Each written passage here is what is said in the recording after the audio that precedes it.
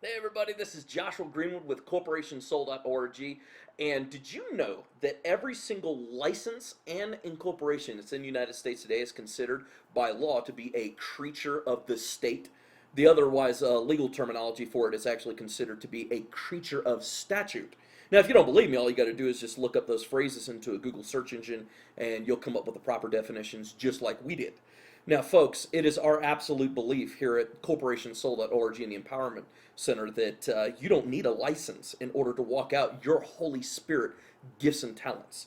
You don't need to have your church completely 100% incorporated under 501c3 and be restricted from the language and different things that you could be saying and still maintain your tax exempt status. Let me tell you how it's done.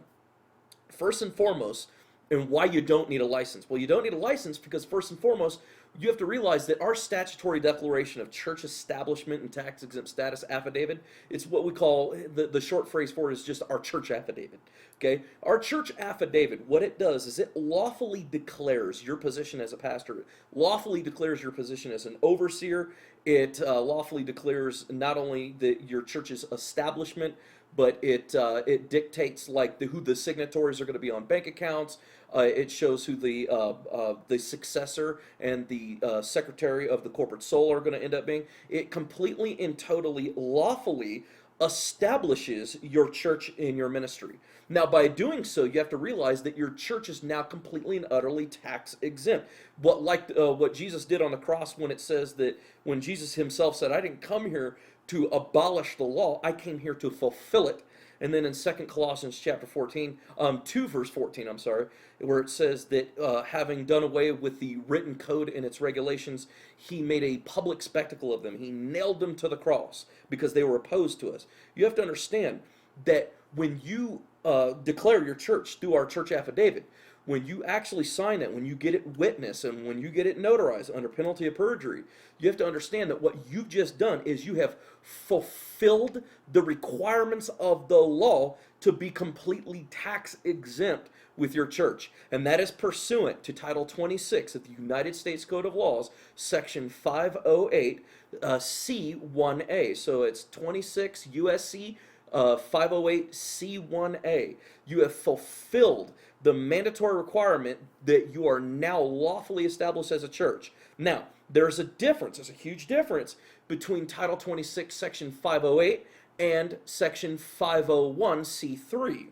Huge difference. 508c1a is where your church is. That's you. You're preaching underneath the covering of your church. You're preaching underneath the tax exempt status with no stipulations whatsoever under 508c1a. Now, your corporate soul is different. Remember, the corporate soul is nothing more than the incorporation of the title of your office position within the church. It is a trust account for the church. So you have to realize it's an incorporated trust account. It's still considered completely tax exempt, and it's not only is it tax exempt, it's considered a nonprofit. It's considered that 501c3 status because it is an incorporation. But you have to understand, when you preach, you're still preaching. Now you have to realize that both entities are tax exempt.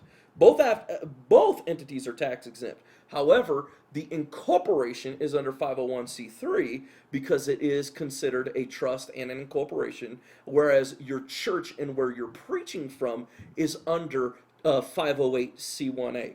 Now, folks, if you understand law the way that we explain it in our frequently asked questions, and how we explain it on our website, you understand that this is the ultimate freedom, because now you can not only lawfully establish your ministry through the affidavit, but in addition to that, you could set up all of your bank accounts and everything underneath the corporate soul. There's no required bylaws. There's no required church constitution. Matter of fact, the constitution, everything is the affidavit itself. So you have to realize there's no board of trustees. There's no church treasurer. There's all sorts of unbelievable qualities that the corporate soul brings to the table, and why it is the perfect form of incorporation to bring the title of your office position or bring your church under, to lawfully establish your church, because it does not hinder you the way that a normal church incorporation does. A normal church incorporation in all other 50 states, you have to realize they want you to incorporate the entire church under the 501c3, and now you're forced to have your trustees. You're forced to watch what you say about the government or political candidates. It forces you into making decisions that are not Holy Spirit led. Now, folks, this is the huge difference. So I hope that you join us here at corporationsoul.org. I hope you go to our website. If you have any questions whatsoever, you just go to our website, you fill out any form that we have, or you give us a call, and we're available 24/7 to help you guys. All right, guys, you guys stay blessed.